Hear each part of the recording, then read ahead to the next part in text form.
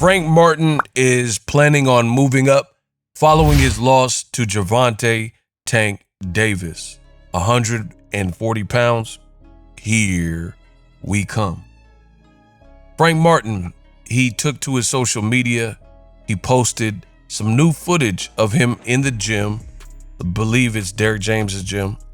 So there were some rumors, at least after the Tank loss, I seen rumors that said that he had split up and he wasn't working with Derrick James. It looks like the training footage he posted, unless it's old, looks to be in Derrick James's gym. So everything looks cool on that front. Now, the other thing he posted is basically he said it's time to move up. And obviously that would be the next division to 140 pounds following his loss to Gervonta Tank Davis a few months ago. I think this is a great idea for Frank Martin. Now, I know I'm the best in the business and it's not even close. I give you guys boxing. Of course, it's my opinion, which some people say they don't agree with. But the great thing about this is being a YouTuber and having content online, everything's recorded. My job is to record my thoughts. So I leave the breadcrumbs and the videos I don't delete. So you could go up and pull up any video that you need and hear exactly and specifically to a T what I said before and in real time. And in per Ego Stradamus fashion, what I said in real time still makes sense today and holds up. Frank Martin, when he stepped on the scale for the Gervonta Davis fight, I told you that he looked gassed, he looked spent, he looked gaunt, he looked like the weight cut really took a toll.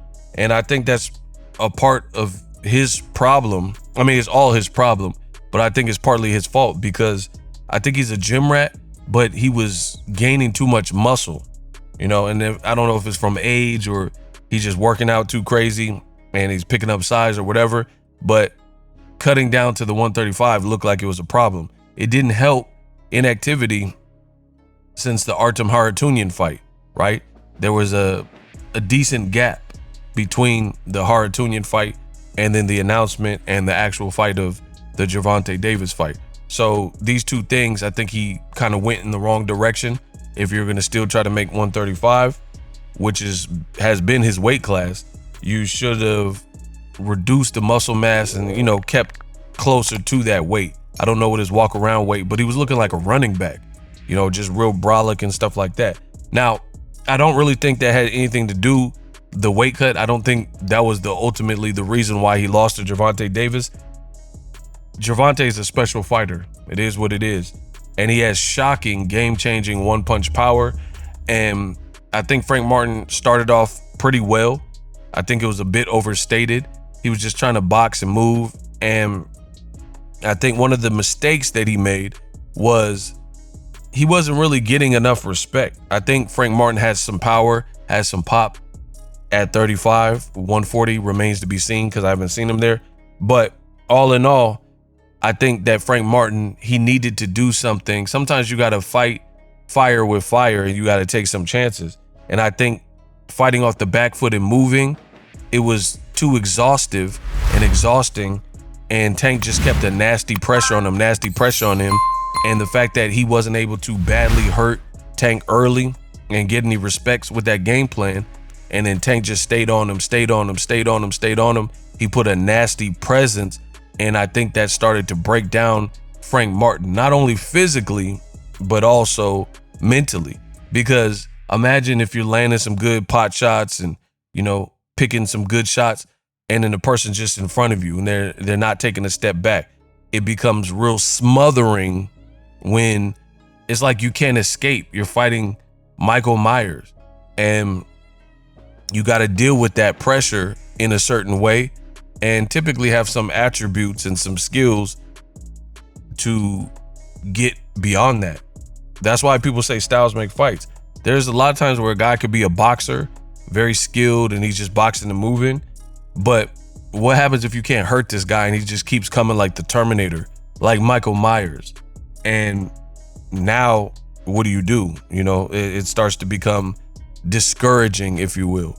So I think it was a solid effort and a valiant effort, but we seen what happened in the end. Gervonta Davis laced him with sneaky shot as he started. And see, I don't think enough people are giving credit to Tank Davis for that. His setups and his traps are crazy.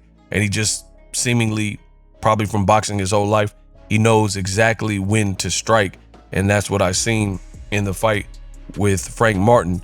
He knew exactly when the shots were like landing more and more and having more of an effect. He probably was hearing grunts and seeing the reaction and seeing it was becoming increasingly easy to close the distance and close the gap and hit Frank Martin. And then once he got him, he was kind of a sitting duck along the ropes, hit him with, I think it was a left uppercut that he totally didn't see coming. And he was really out of it, out on his feet from that. And then Tank just followed up with another shot and Frank Martin brutally knocked out. But I do like Frank Martin. I like what he brings to the table. And there's a lot of great fights for him at 140. And I think he'll be a good fit because, again, he started looking like a running back, putting on muscle. And per his age and stuff, I think the move up, and especially how he looked on the scale, I think the move up was definitely needed. And my only wish for fighters is fighters take bad losses and then they switch trainers. Fighters take bad losses and then they move up in weight.